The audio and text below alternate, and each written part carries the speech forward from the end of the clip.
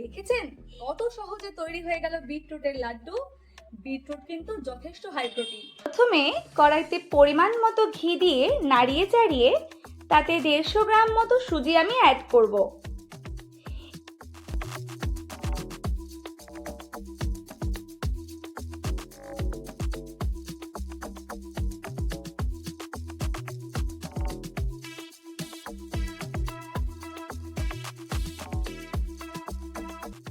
একটি হাফ নারকেল গুঁড়ো যোগ করে তাতে 1 চামচ এলাচের গুঁড়ো যোগ করব এবং 150 গ্রাম গুঁড়ো চিনি এবং সামান্য পরিমাণ আমুল দুধ কিন্তু আমি দিয়ে দেব।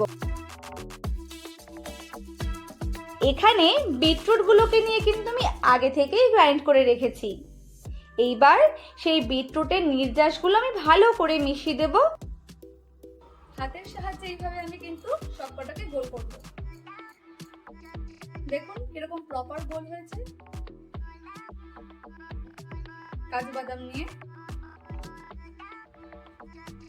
আমি এর উপর বসিয়ে দেবো, যাতে দেখতে কিন্তু খুব সুন্দর লাগবে।